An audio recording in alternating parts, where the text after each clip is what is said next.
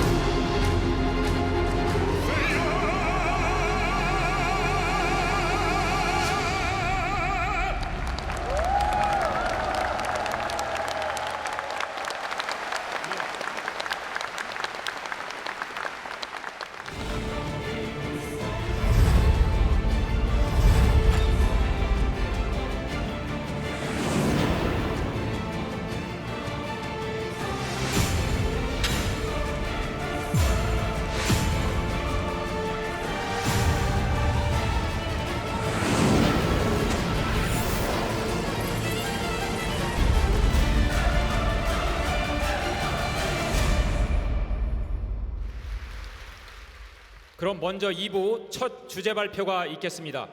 광복 이후 남북한의 고대 사관이란 주제로 이덕일 한가람 역사문화 연구소장님의 발표가 있겠습니다. 앞으로 모시겠습니다.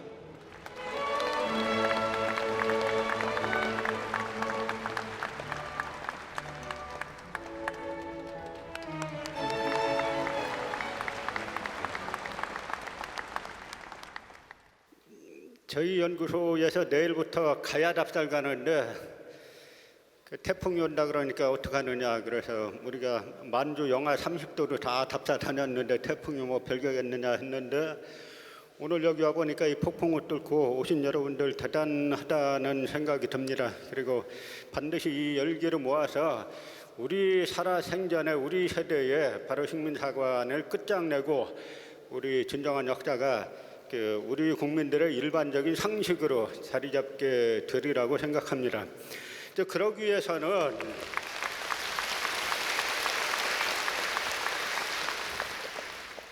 우리가 올바른 역사관을 수립하기 위해서는 아직까지도 이 조선 총독부 역사학, 식민사학, 토해사학이 어떻게 한국사에서 살아남고 소위 아직도 주류 행세를 하는지 그 구조를 알아야 됩니다. 그 가장 핵심 구조가 바로 이 분단에 있습니다. 우리가 남북이 수천 년 동안, 반만 년 동안 하나였다가 이제 갈라진 지 74년 지났는데 두 남북의 역사관이 얼마나 지금 달라져 있는지, 그럼 과연 어느 쪽이 이 고대사에 관해서 이 식민사학을 타파하고 새로운 역사관으로, 독립운동가의 역사관으로 무장하고 있는지를 한번 살펴보겠습니다. 먼저 식민사관이 무엇인지를 알아야 됩니다. 일제 식민사관의 핵심이 세 가지입니다. 하나는 단군은 허구인물이라는 단군 부인론, 또 하나는 고대 중국이 한반도 북부를 차지했다고 하는 한사군 한반도설, 그리고 또 하나가 바로 야마도회가 4세기 후반부터 6세기까지 한반도 남부 가야를 점령하고 그곳에다가 임나를 설치했다는 임나 일본부설, 요 세 가지가 조선 총독부 역사관의 핵심입니다. 그래서 요 세 가지 역사관에 대해서 남북이 어떤 인식을 갖고 있는지를 한번 살펴보겠습니다.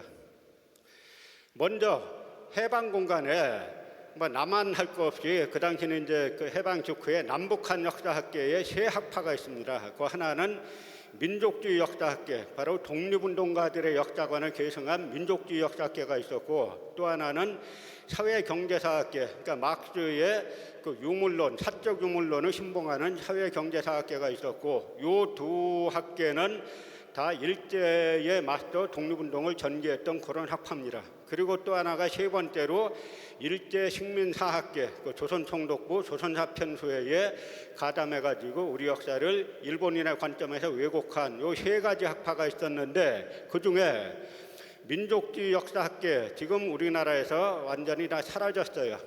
여기 계신 여러분들이 저 민족주의 역사학계, 역사학을 계승하고 계신 분들이라고 보시면 됩니다. 그러나 이 역사학파를 계승한 대학이나 사학관은 전국에 하나도 없습니다. 이게 대한민국의 현실입니다. 두 번째는 저 사회경제사학계는 어떻게 됐냐면, 남북 분단 직후에 북한에서는 역사학을 체제 경쟁의 주요한 수단으로 삼았습니다. 그래서 남한에 있던 역사학자들을 다 이제 파견원을 보내서 월북을 종용합니다. 그래서 이 당시에 이 종용에 의해서 월북했던 백남훈이라든지 박시영이라든지 김석형이라든지 이런 유수한 역사학자들이 북한에 올라가서 역사학의 중추를 이루게 됩니다. 그러면서 민족주의 역사학계도 사라지고 남한에선 사회경제사학계도 사라지고, 그러면서 이 조선총독부 조선사편수회에 근무했던 이 식민사학자들만 살아남아가지고 이 총독부 역사학을 실중주의라는 명칭으로 딱 이름을 바꿔가지고 오늘날까지 완벽한 카르텔을 이루어서 지배하고 있는 겁니다. 여러분, 요즘 검찰의 조직 무섭게 생각하시죠? 이 식민사학계가 이 검찰 조직보다 제가 보기에는 더 강한 그 카르텔로 모여 있습니다. 그래서 이 학파를 해체하기가 대단히 힘든 겁니다. 해방 이후에 북한에서는 이 홍기문이라는 분이 그 벽초 홍명희, 임꺽정전을 벽초 홍명희 선생의 아들입니다. 이분이 이제 1949년도에 일제가 왜곡한 역사학이 뭐냐? 첫째가 바로 한사군 한반도설이다. 한사군이 한반도 북부에 있었다는 한반도설이다. 두 번째가 임나 가야설이다. 라고 천명을 합니다. 이야기는 뭐냐면 북한 역사학계는 6.25 남침 전해에 바로 1949년도에 요 두 가지와 아까 말씀드린 단군 부인론 요 세 가지를 북한 역사학계가 나아가야 할 방향으로 설정했다라는 그런 뜻입니다.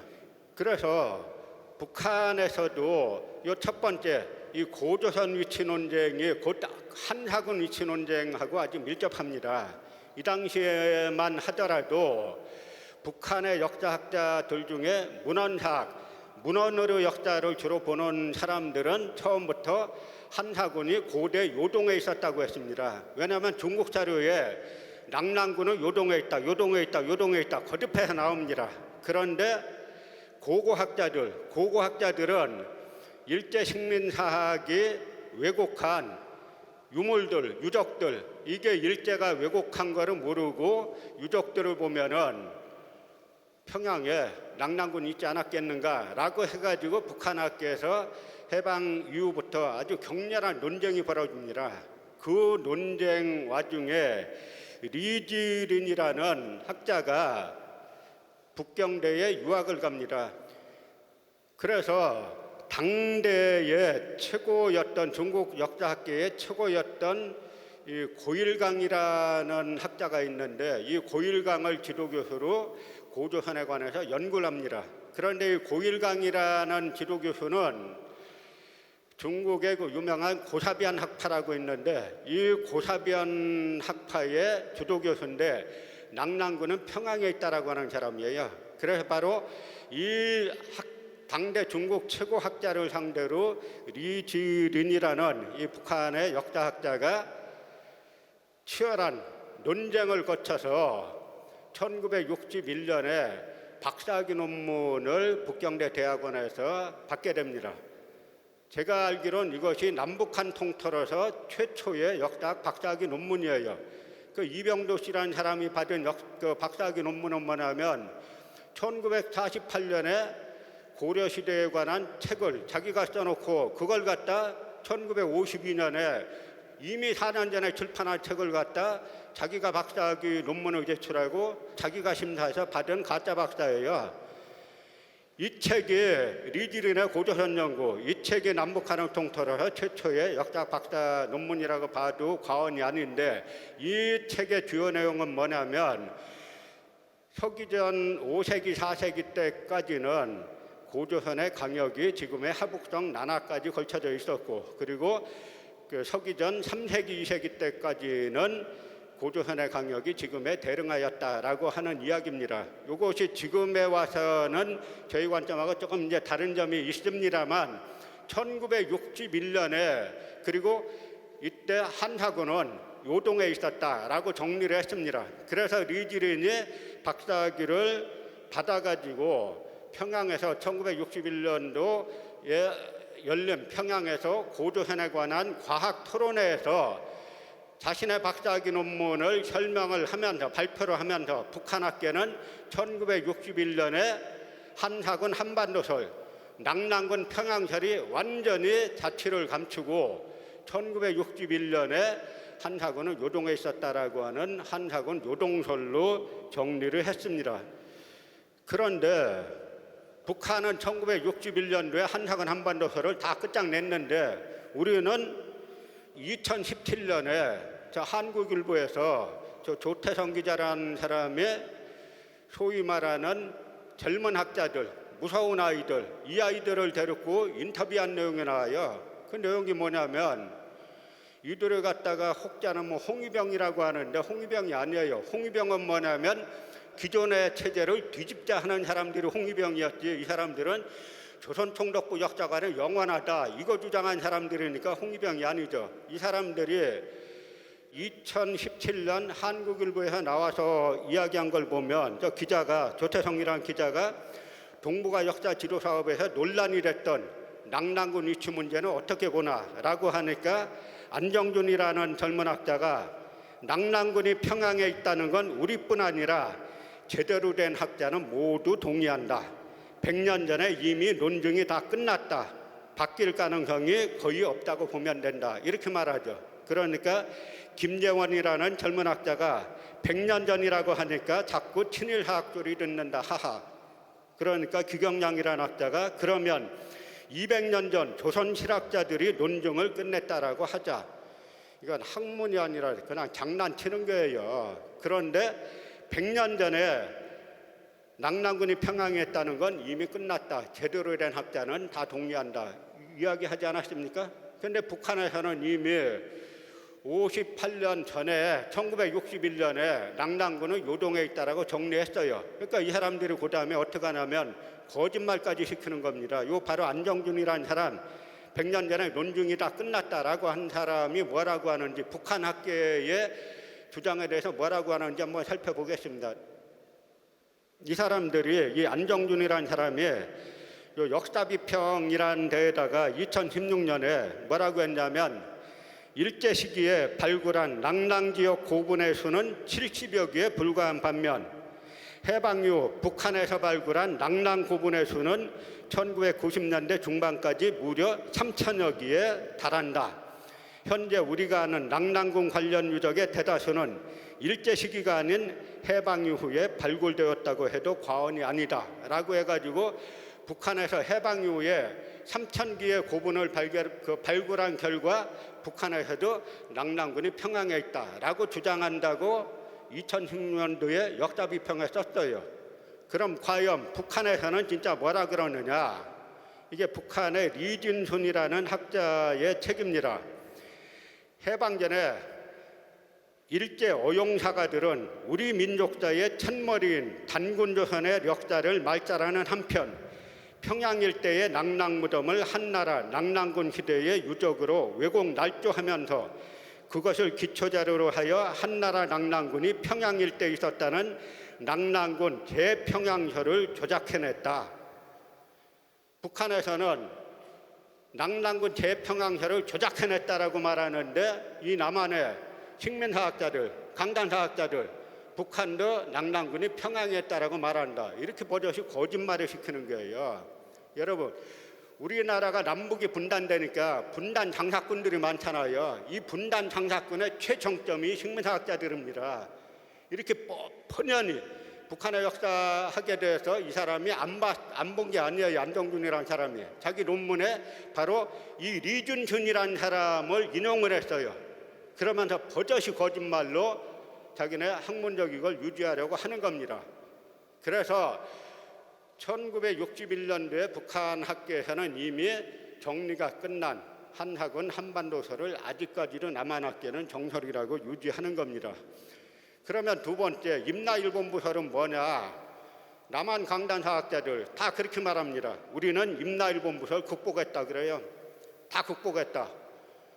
극복했으면 어떻게 해야 되냐면 그 북한 학계와 남한의 민족사학자들은 임나를 어떻게 보냐면 임나는 가야가 일본 열도에 진출해서 세운 소국이다 분국이다 이 주장이에요. 이게 1963년도에 그 월북했던 김석형이라는 학자가 삼한삼국의 일본 열도 분국절이란 논문을 발표해가지고 일본 학계에 엄청난 충격을 줬어요. 임나는 가야가 아니라 가야가 일본 열도에 진출해서 세운 소국 분국이다 이야기입니다. 그런데 이 남한 강단사학자들은 총론으로는 임나일본부설 다 극복했다라고 말하고서는 강론에 가면 가야는 임나다 이렇게 말하는 거예요. 그러니까 일반 국민을 다 속이는 거죠. 그래서 지금 그럼 일본 열도의 임나의 위치가 어딘가라고 하면은 남한의 민족사학자들 상당수는 대마도라고 보는 반면 북한 학계에서는 저 일본의 오카야마 현이라고 있습니다. 강산현 그 일대라고 보는 겁니다. 그래서 요 지도가 보시면은 임나 위치에 대해서 남북한의 여러 학자인데 일본인들과 남한의 강단사학자들은 전부 다 임나가 가야라는 거예요. 그런데 남한의 강단사학자들 사이에서 묘한 게 있어요. 이 사람들은 아까 동북아 역사 지도에서 4세기 지도를 그리면서 나랏돈 47억 원을 들여가지고 그 4세기 지도를 그리면서 한반도 남부에 신라도 안 그리고 백제도 안 그리고 다 안 그렸어요. 그런데 이 사람들이 4세기 말 5세기 무렵부터 갑자기 대가야를 크게 그리기 시작합니다. 그러면서 가야가 그 경상남북도뿐만 아니라 그 충청도, 전라도까지 걸쳐 있던 제국이었다 이렇게 말해요. 그럼 보통 사람들이 들을 때는 이 사람들이 가야사마라는구나 이렇게 듣죠. 이 사람들은 가야사마라는 게 아니에요. 임나사마라는 게예요. 야마도에서 지배했다는. 그래서 남한의 강단 식민사학자들하고 그다음에 일본인 구급파 학자들은 전부 다 임나가 가야라고 주장합니다. 그 반면에 남한의 민족사학계와 그다음에 북한학계 전부는 그 임나는 가야가 일본 열도에 진출해서 세운 소국이다 이렇게 말합니다. 그래서 북한학계는 김석형이 만든 이 분국절을 조이승이라는 학자가 계승해가지고 저 임나 일본부 그 해부라는 그런 책을 냈어요. 그래서 아주 구체적으로 냈습니다. 남한학계 이야기는 그냥 총론으로 임나가 가야다. 그럼 임나와 가야가 다른 게 너무 많아요. 시간이 뭐 짧아갖고 제가 말씀 못 드리는데 너무 많아요. 그런 거 너무 많은 그 설에 대해서는 설명 안 하고 그냥 임나가 가야다 이렇게 통치는 거예요. 그런데 이 책을 보시면은 아주 자세하게 왜 가야계가 일본 열도에 건너가서 설치한 분국, 소국이 오카야마인지 아주 자세하게 설명을 하십니다. 제가 그 리지린의 고조선 연구를 번역해서 출간을 했고 올해 바로 이 임날본부 해부도 제가 해제를 달아가지고 출간을 했습니다. 그래서 제가 그 오카야마 이 답사를 가보면은 그 오카야마에 저 거대한 저런 고분이 있어요. 저 고분이 북한에서는 전부 다 가야계가 일본 열도에 진출해서 세운 만든 고분이라는 거고 저런 고분들에서 가야계 유물이 엄청 많이 쏟아져 나왔습니다. 그리고 오카야마에 가보면 키노조라는 성이 있어요. 해발 397m인데 그 꼭대기 성인데 요 보시면 저 판촉했지 않습니까? 이 흙을 갖다 다져갖고 돌처럼 아주 그 단단하게 만들었잖아요. 저게 바로 그 고대 가야가 저 지역을 지배할 때 임나로서 지배할 때 만든 산성이라는 건데요. 우리나라 산성에는 아무리 높은 꼭대기에도 반드시 물이 있어요. 제가 저 옆에 오른쪽에 보시면은 제가 저 답사 가서 물 흐르는 걸 이렇게 사진 찍은 건데요. 항상 그 성 위에 물이 있습니다. 저런 성을 갖다가 일본에서는 뭐 힐롱석이라고 하기도 하고 조선직 산성이라고 하기도 하는데 그래서 저런 가야가 일본 열도에 진출해서 세운 소국, 분국, 식민지가 임나다라고 하는 것이 아주 자세하게 밝혀져 있습니다. 그런데 남한 강단사학계는 임나는 가야야 그냥 우기는 거예요. 그래서 남북한의 고대 사관을 비교해 보면은 북한 역사학은 단군 신화론 다 사실 인정합니다.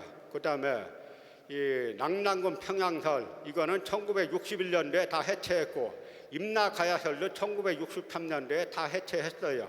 그런데 남한 강단사학은 아직도 버젓이 TV에 나와서 단군은 가짜예요 주장하고 낙랑군은 평양했어요 주장하고 임나는 가야입니다. 아직도 이걸 갖다 정설이라는 거예요. 이게 전 세계 사학적 사상, 역사학 사상 아주 미스테리입니다. 우리나라가 일대에 직접적인 지배하에 있을 때 저런 주장하는 거는 이해갈 수 있는 측면이 있죠. 우리가 해방된 지 지금 74년이 지났고 요즘 막말로 여러분 예전에 70년대만 하더라도 일제 가전제품, 일제 자동차 하면 다 좋다 그랬잖아요. 근데 지금 일제 가전제품하고 우리나라 가전제품 두 개 중에 하나 가져가라 그러면 여기서 일제 가져갈 사람이 있어요? 그만큼 우리 사회가 성장했는데 이 역사만큼은 아직도 일제가 최고다, 일본이 최고다 하는 총독부 역사관은 그대로 유지하고 있습니다. 그래서 요즘에 우리가 이제 마지막 사업, 우리나라가 계속 혼란되고 뭐하고 하는 핵심 이유는 바로 이 일제 식민사학을 극복 못해서 그런 겁니다. 역사관만 바로 서면은 그렇게 안 돼요. 북한이 그렇게 경제적으로 어려움에도 불구하고 항상 대하는 거 보면은 북한이 남한보다 우위에 있는 것처럼 계속 이야기하잖아요. 그 뿌리가 바로 역사관에 있는 거예요. 우리도 빨리 근현대사가 아니라 이 고대사 관련한 일제식민사관을 청산을 하면은 남북이 진정으로 하나가 될 수 있는, 화해가 될 수 있는 그 뿌리도 바로 여기에 있다라고 생각합니다. 그래서 제가 마지막 말씀, 이 분단사학을 극복하고 통일사학을 정립하는 것이 바로 우리가 이 올바른 역사관을 세우는 길이다라는 결론을 말씀드리면서 이만 마치겠습니다. 고맙습니다. 예.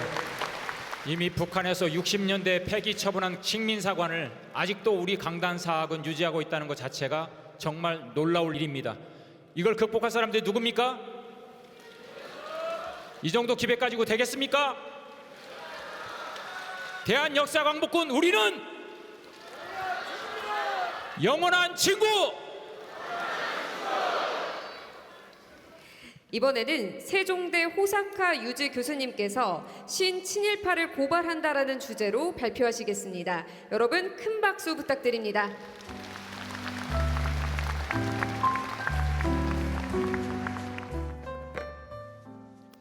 예, 안녕하십니까. 반갑습니다. 이렇게 좋은 자리에 또 초청해 주셔서 대단히 고맙습니다. 저는 1988년에 한국에 와서 또 2003년에 한국 국적을 취득했기 때문에 현재 이름만 일본 이름을 쓰고 있습니다만은 한국 사람입니다.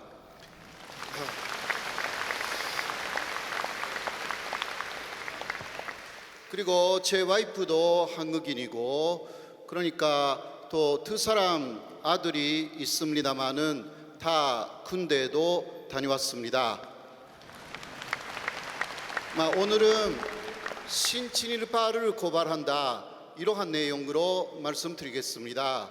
먼저 일본은 현재도 친일파를 양성하고 있습니다.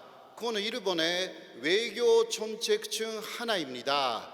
결론부터 말씀드리면 일본 외무성을 중심으로 해외에 일본의 친구가 될 수 있는 사람들을 만든다. 일본의 이해자를 양성한다라는 것은 그 일본 외무성의 반침이고 그것이 시작된 것은 1905년에 로일 전쟁 바로 직전쯤이었습니다. 일본은 당시 특히 중국이나 조선의 대한제국이 벌써 그때는 만들어져 있었습니다마는 그러한 중국이나 한국의 혁명 세력을 덮고 그 혁명 세력이 힘을 갖게 되어서 정권을 잡았을 때 일본에게 상당히 우호적인 정권이 되도록 그 혁명 운동을 덮기 시작한 것이었습니다. 중국의 손문에 대해서도 상당히 많은 일본 자금이 투입되었고 일본 쪽에서는 로일 전쟁 전쯤부터 또 여기 나와 있는 일본의 극우 단체가 한국 사람을 이제 돕기 시작했습니다.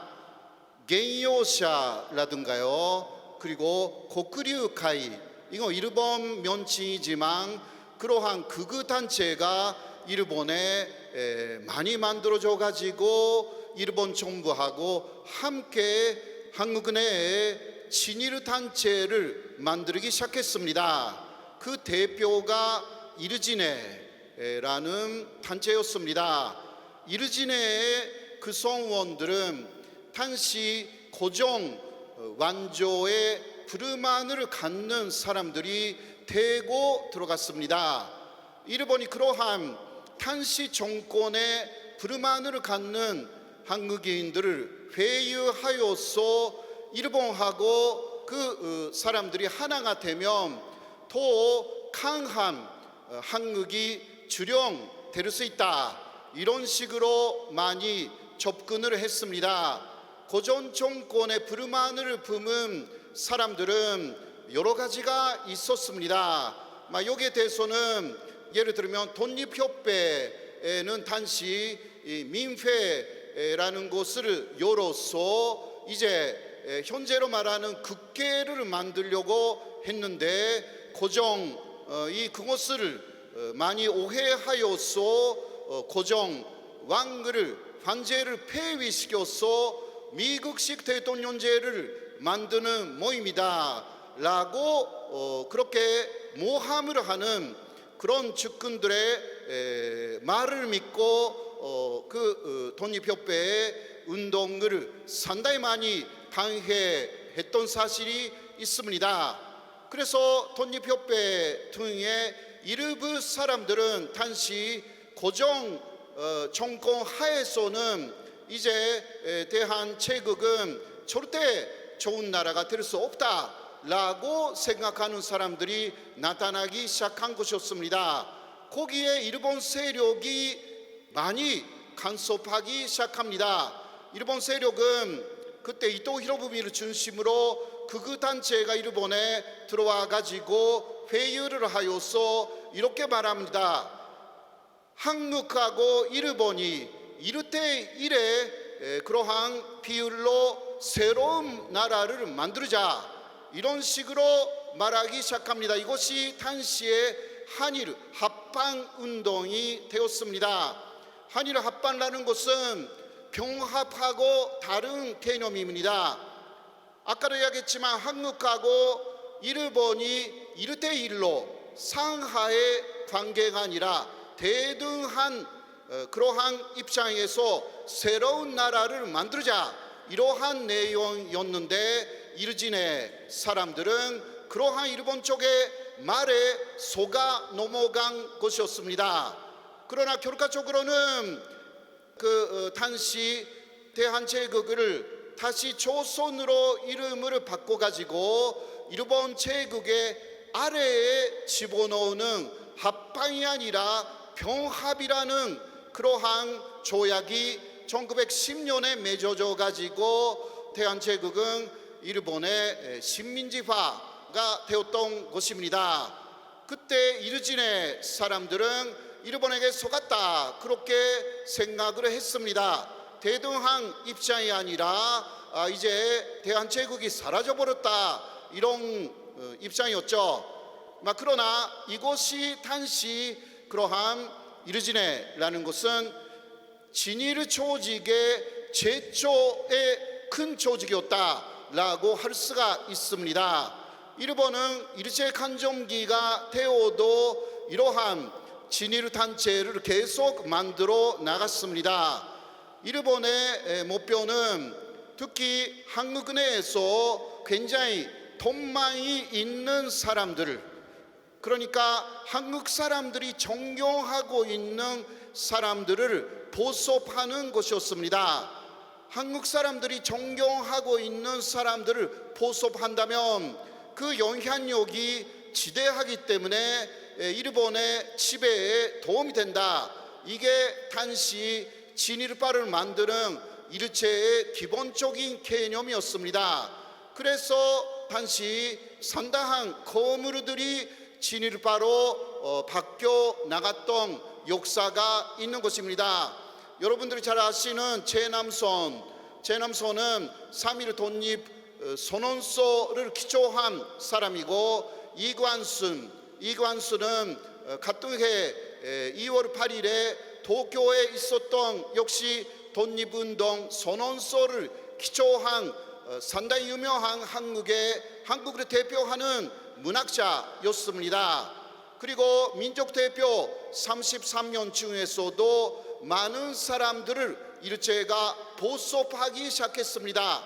그것은 아까도 이야기했듯이 최고의 한국인을 일본이 보섭함으로 인해서 한국인 전체를 진일파로 만들자, 그러한 내용들이 있었던 것입니다. 그리고 또 그 일본의 보통 학교에서 가르치는 조선인 교사들을 마인드를 바꿔야 된다. 그렇게 해서 일본 여행을 많이 보냈습니다. 일본을 보이기만 하면 그 사람들은 반일적인 생각이 있다 하더라도 생각이 바뀐다, 그러한 내용이었죠. 그래서 요즘도 일본 사람들이 이쪽에 오는 것보다 한국의 학생들을 예를 들면 일본에 많이 초청하는데 일본 외음성이라든가 일본 정부는 역점을 두고 있는 것입니다. 일본이라는 사회를 보여주기만 하면 그 반일적인 생각이 사라진다, 그런 식으로 생각하고 있는 것입니다. 왜냐하면 일본 정치권하고 보통 일본인들이 상당히 다른 부분이 있기 때문에 정치권이 잘못되어 있다 하더라도 보통 일본인들은 좋은 사람들이 많아서 그런 좋은 일본인들하고 교류를 많이 일본 안에서 갖게 해준다면 한국인들이 많이 바뀐다, 그런 정책은 옛날에도 일제 강점기도 지금도 똑같다라고 할 수가 있습니다. 자, 이제 그러나 일제가 망했습니다. 그렇게 해서 65년도에 수교가 되어서 이후 한일 관계가 다시 시작되었는데요. 이제 일본은 새로운 친일파를 만들기 시작했고 현재까지 왔습니다. 그것은 로일 전쟁 전후에서 시작되었던 친일파 양성 계획하고 거의 똑같다라고 할 수가 있습니다. 예를 들면 일본으로 유학한 한국인 유만주, 그러니까 모든 한국인에 접근하는 것이 아니라 한국에 돌아가면 지도자가 될 만한 사람을 물색하여서 접근합니다. 이것은 그런 분들이 저에게 오셔서 많이 제보를 주셨습니다. 완전히 친일파가 되지 않았던 분들이 가끔 저에게 오셔서 저도 친일파가 될 뻔했다라고 해서 여러 가지 이야기를 해주시는 것입니다.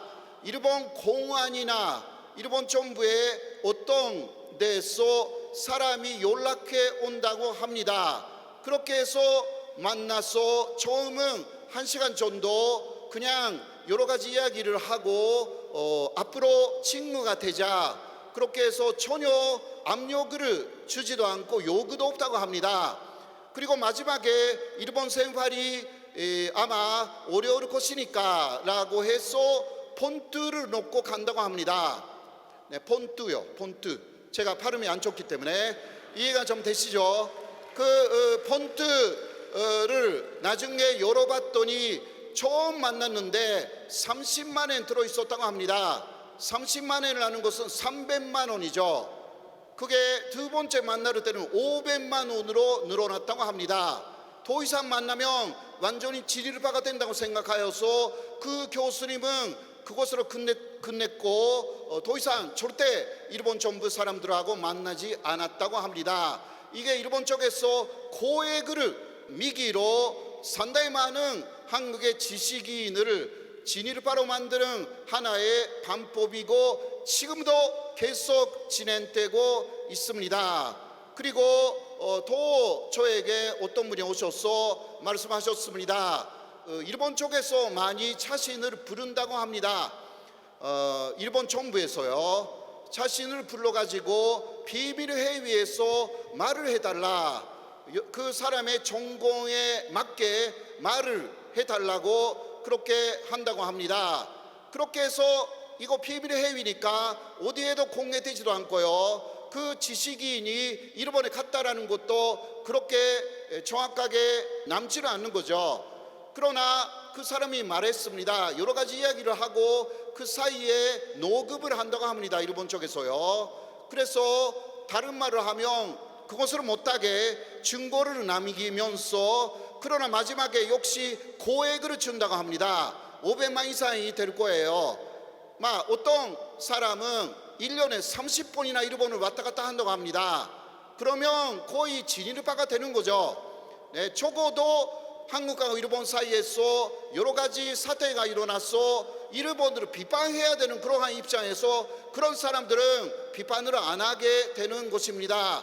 일본의 공안이나 일본 정부나 또 사사가와 재단이나 이런 데는 고액을 미기로 또 돈을 잘 쓰는 거죠. 일본의 입장에서 보면 그렇게 해서 마음으로 바꿔 나가는 것입니다.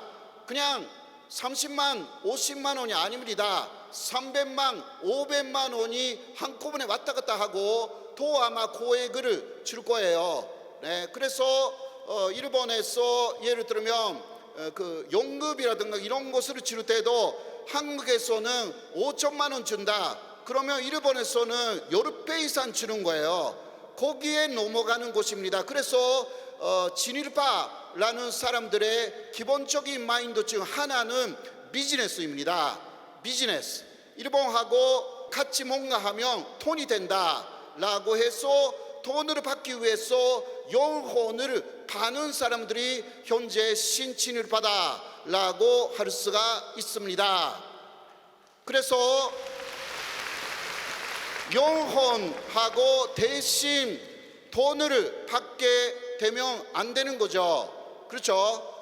여기 사사가와 재단이라든가 현재는 너무 소문이 나빠서 일본 재단으로 이름을 바꿨고요. 재팬 파운데이션이라는 것은 따로 있기 때문에 일본 재단이라고 일본 파운데이션이라고 이름을 바꿨습니다. 여러분들도 일본 파운데이션에서 기금을 제공한다고 와도 많이 접촉하지 않는 게 좋을 것 같습니다.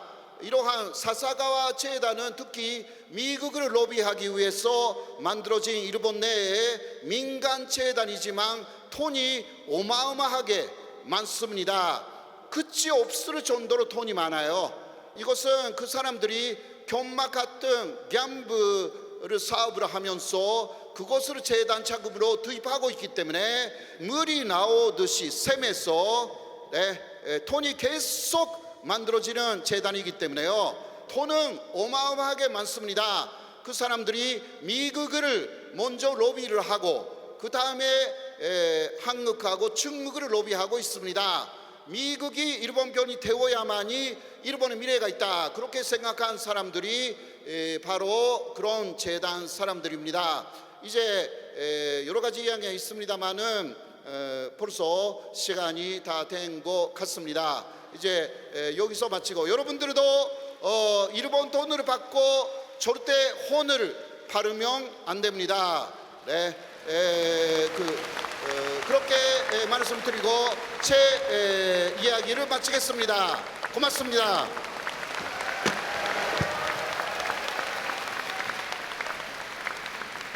예, 호사카 유지 교수님 입을 통해서 이 얘기를 듣는 우리 국민들이 정말로 부끄러움을 느낄 줄 알까? 또 강단사계에 있는 분들이 그런 부끄러움을 느낄 줄 알까? 그런 반문을 하게 되는데요. 현재 우리 사회에서 횡행하고 있는 이런 모습들을 보면서 결국 역사 광복을 위한 진정한 촛불혁명의 주인공이 이 자리에 있는 우리 역사 광복군이 되어야 하지 않을까 하는 생각을 하면서 다 함께 역사 광복군의 기계를 한번 느껴보는 시간을 마련했습니다. 네, 그럼 지금 한배달 이사장님과 역사의병대 총사령이신 박정학 고문께서 선창을 해주시겠습니다. 모두 자리에서 일어나서 다 함께 우리들의 힘찬 구호를 외쳐보겠습니다.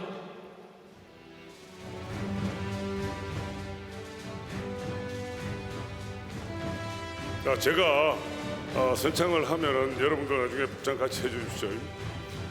대한 광복군이여 분노하라! 분노하라! 분노하라! 분노하라! 대한 광복군이여 각성하라! 강성하라! 강성하라! 강성하라! 대한 광복군이여 행동하라! 행동하라! 행동하라! 행동하라! 대한 광복군 우리는 영원한 친구다! 영원한 친구다! 영원한 친구다! 감사합니다.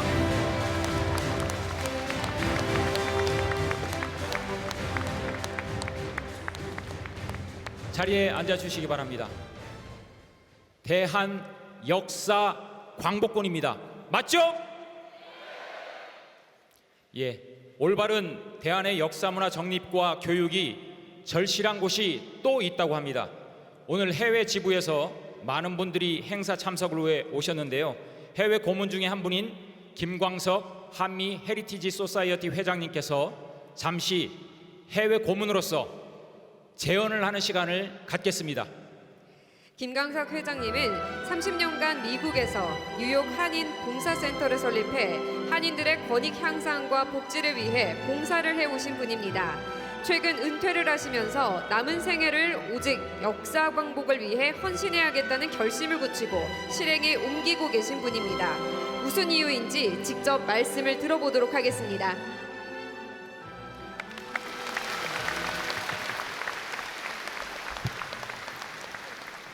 분에 넘치는 사회자의 소개에 감사하고 또 이런 역사적이고 중요한 자리에 불러주신 관계자 여러분께 진심으로 감사를 드립니다.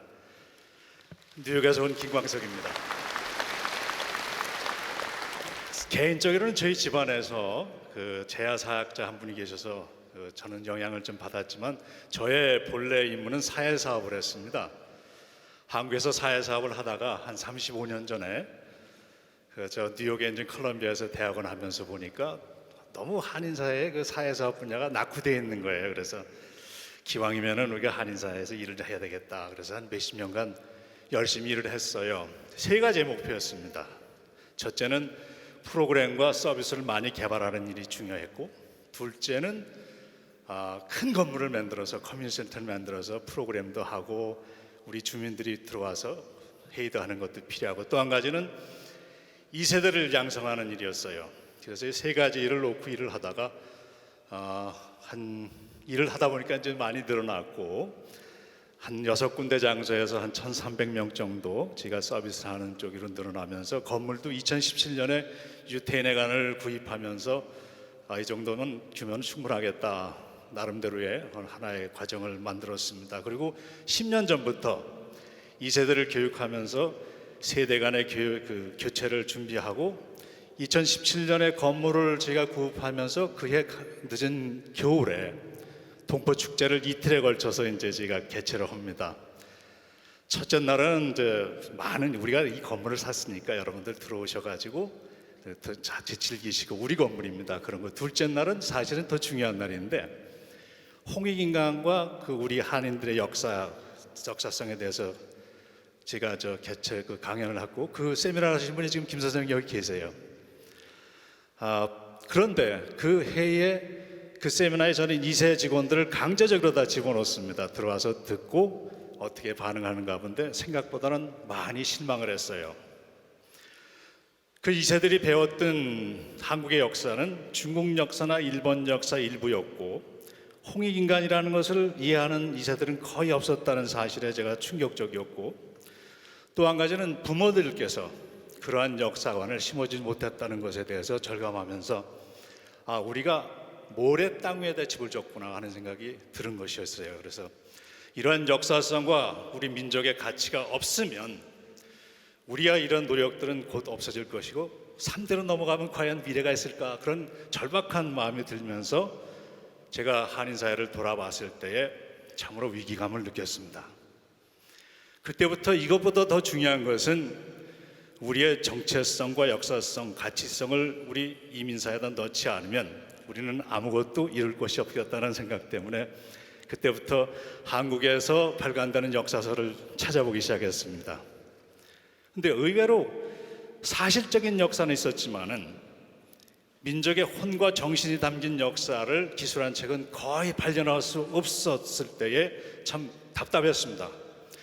그때 대한사랑 지부에 계시던 김기용 씨, 김자경 씨 그런 분들을 만나면서 김 회장님, 저희가 이런 운동을 하고 있는데 몰랐습니까? 그래서 정말 몰랐습니다. 그래서 그분 통해서 만난 분이 강범주 선생님, 이완영 선생님 이런 분들 만나서 누교하고 있었을 때 그때 참 목마른 그 사슴이 물을 찾는 것과 같이 사람이 사막에서 생수 찾는 것 같은 느낌을 받으면서 희망이 있구나. 그때부터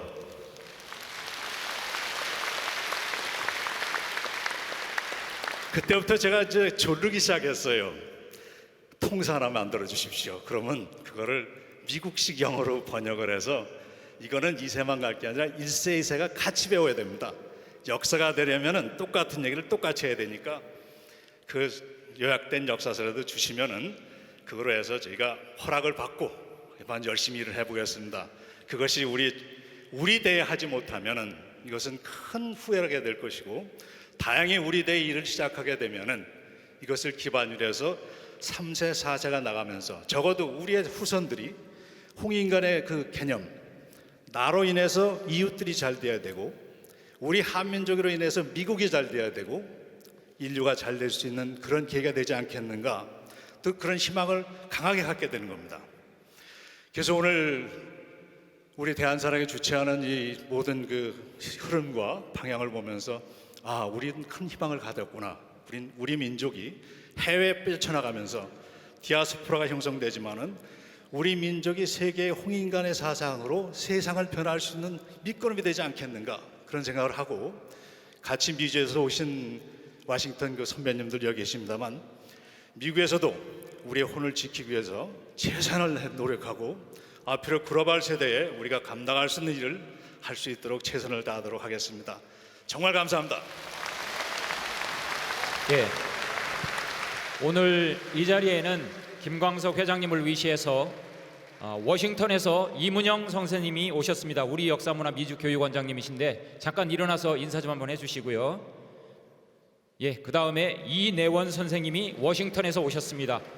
전 재미 한국학교협의회 이사장님이신데 해외 동포 자녀에 대한 한국사 교육이 민족의 장래에 대한 투자다, 이런 얘기를 하고 계십니다. 그리고 이청영님이 오셨습니다. 세계 환단학회 워싱턴 지부 이사장이신데 국제통화기금에서 은퇴 후에 현재 워싱턴 지역에서 다양한 사회운동을 하고 계십니다. 예, 그리고 마지막으로 독일에서 오신 손종원 회장님, 독일 한인들을 위한 우리 역사 바로 알리기 운동을 크게 벌이고 계십니다.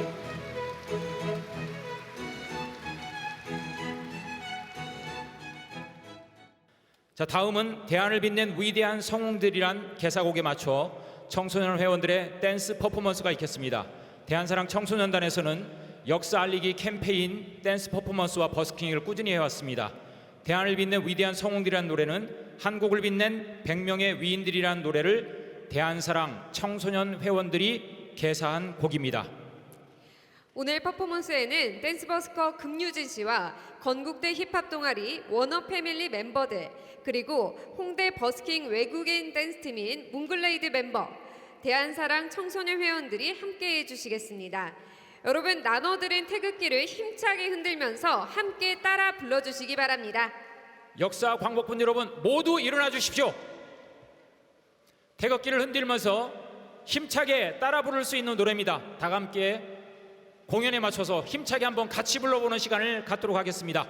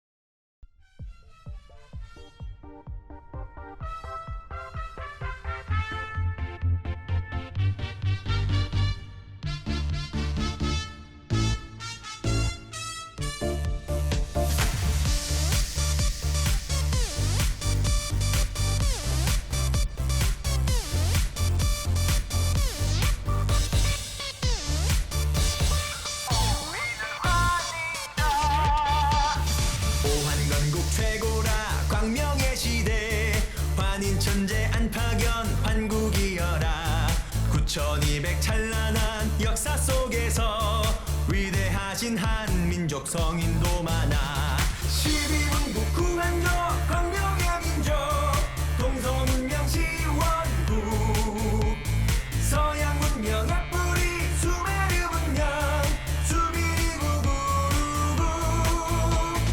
남북으로 말리 동서로는 이말리 한국 7대 환인 3301년 우리는 환이다 세세횡랑 3,000명 전부 인바다 백산육수 사이에 신시의 도읍 제세이와 홍익인간 나라 세우니 거발한 환웅님의 배달국이라 팔개태 호복희씨 역학의 시조 의학시조 신농씨 치유천왕 헌원과 10년대 전쟁 73전 73승 음력 10월 3일은 배달국의 개천절 18분 환웅 1565 우리는 환이다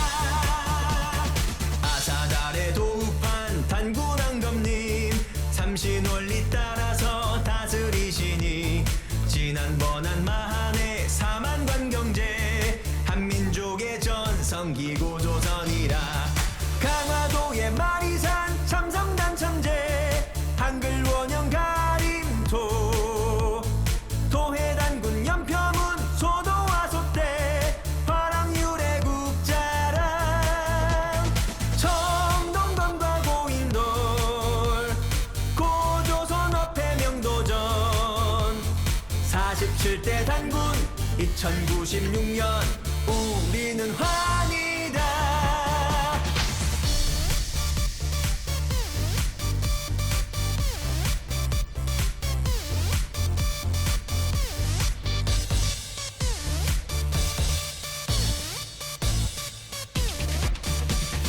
삼성기상 안암로 하해 원동중 전보산 결의동맹 소전거사님 단군세기 북부여기 이양과 범장 태백일사 이맥하여 환단곡이라 국통맥을 다잡아 천지의 공헌 제1가문 고성이씨 초판발행 30권 광복대장군 홍봉도와 오동진 10대 성한계 연수 감수는 해야기기 광명 역사 선포 백년 여정 이유리 우리는 화